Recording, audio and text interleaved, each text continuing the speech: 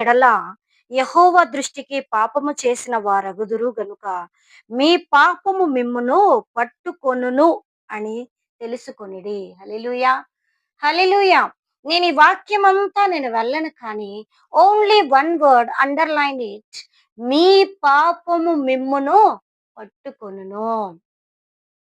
మనము చేసే పాపాలే మనల్ని ఏం చేస్తాయండి? పట్టుకుంటాయి. మనల్ని శిక్షకు పాత్రులుగా చేస్తాయి. ఇప్పుడది ఒక కరెంట్ అని తెలిసి, ఆ తీగను మనం వెళ్లి దాంట్లో కరెంట్ సప్లై అవుతుందని, పవర్ సప్లై అవుతుందని తెలిసి కూడా మనం వెళ్లి పట్టుకున్నామంటే, దాని యొక్క రిజల్ట్ ఎలా ఉంటుందండి? షాక్ అనేది ఖచ్చితంగా మనకొస్తుంది. తెలిసి చేస్తున్నాం. దట్ ఈస్ పాపము.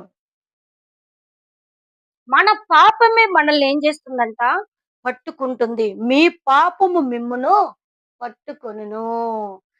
మన పాపం మనల్ని ఎలా పట్టుకుంటుందో, దానికి సాదృశ్యంగా నేనొక వ్యక్తిని చూపించాలనుకుంటున్నాను. మనందరికీ చాలా పరిచయమైన వ్యక్తి. ఆయన యెహోషువ గ్రంథంలో 7 అధ్యాయంలో తన గురించుంటుంది. అతని పేరే ఆకాను. మనకు చాలా బాగా తెలుసు.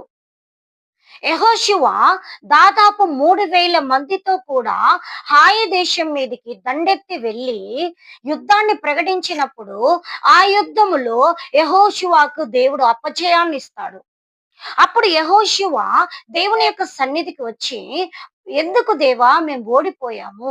ఆ హాయి మీద మాకెందుకు అపజయాన్నిచ్చావు?" అని దేవుని సన్నిధిలో ఆయన మొరపెట్టినప్పుడు దేవుడు చెప్తాడు. ఈ యొక్క ఇశ్రాయేలులో 12 గోత్రములలో ఒక గోత్రపు వారు నాకు విరోధంగా తిరుగుబాటు చేశారు, పాపము చేశారు. కాబట్టి మీరు వారిని ఏం చేయలేకపోయారు?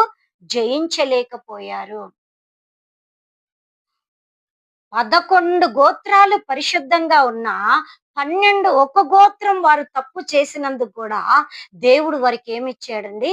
అపజయం ఇచ్చాడు. వెంటనే యెహోషువ 12 గోత్రముల వారందరిని పిలిచి, ఏ గోత్రపు వారని తాను విచారించినప్పుడు, యూదా గోత్రములో ఉన్న ఆకాను పట్టుబడ్డాడు.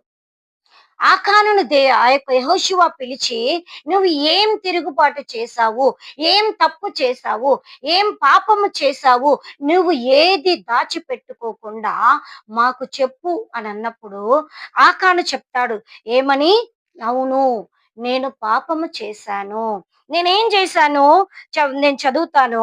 యెహోషువ గ్రంథము 7 అధ్యాయము 21 వచనంలో, దోపుడు సొమ్ములో ఒక మంచి షీనారు